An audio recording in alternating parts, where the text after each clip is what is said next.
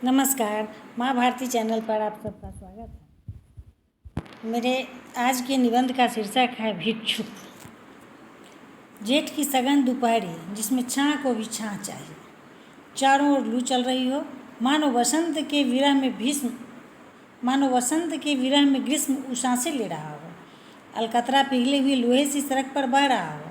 वातानुकूलित अंधेरे बंद कमरे से बाहर झांकने का मन नहीं होता और किसी ने आवाज़ दी, दाता का भला करे भगवान, मेरे आराम पसंद मन और सुविधाभोगी तन ने विद्रोह किया। कौन इस पंचाग्नि में शरीर झुलसाए। थोड़ी देर तर्क के धागे पर मन कठपुतली सा नाचता रहा। सोचा, कहीं कोई वामन ही तो भिक्षुक वेश में नहीं आ गया है, कहीं कोई देवेश इंद्र ही तो नहीं जो किसी कर्ण का कवच कुंडल मांगने आ निकला है, कहीं कोई तथागत ही तो नहीं जो कंधा लिए अम्बपाली की कुटिया को कृतार्थ करने आ गया है। बहुत साहस बटोरकर ज्यों ही द्वार खोला, उस कंकाल काया को देखकर निराला की कविता साकार हो उठी।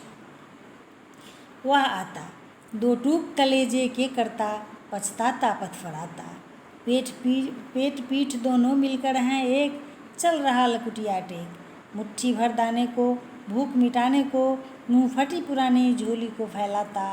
वह आता, दो टूक कलेजे के करता, पछताता पथफड़ाता। चूस कर फेंके गए आम से ओठ, किसी अबाबिल के घोंसले बन गए बाल, पीपल कोटर सी धंसी धंसी आँखें, धरती को उठा लेने के लिए बड़ा से निकले दांत, अंतिम आहुति डाल देने के लिए जीर्ण शीर्ण काट के कलछुल से हाथ तथा लड़खड़ा कर गिर पड़ने वाले बबूल के कांटे से पाँव, कटबोगने की सी पूरी आकृति दवा खाने के पहले के विज्ञापन की सच्ची प्रतिकृति मालूम पड़ रही थी। और तब मन में विचारों का सैलाब उमड़ पड़ा। आखिर इन लोगों को इस स्थिति में लाने का उत्तरदायी कौन है। देश का एक व्यक्ति गद्दे पर सोए 56 भोग सूंघकर छोड़ दे और दूसरा व्यक्ति चने के 4 दाने के लिए दर दर की ठोकरें खाए। आकाश पाताल का यह अंतर कितना बड़ा अनर्थ है।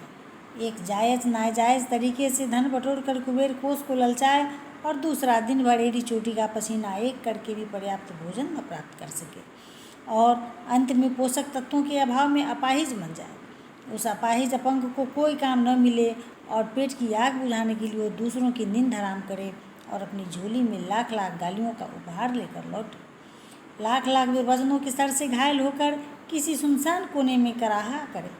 सचमुच मानवता के दामन में यह इतने बड़े कलंक का धब्बा है कि यदि हम इसे पोंछ नहीं देते तो मानव कहलाने के अधिकारी नहीं है। याचक वृत्ति की बड़ी निंदा की जाती रही है। हाँ, जिसकी भुजाओं में शक्ति हो, जिसके हृदय में आत्मसम्मान की ज्योति जल रही हो, उसके लिए भिक्षाटन पाप अवश्य है।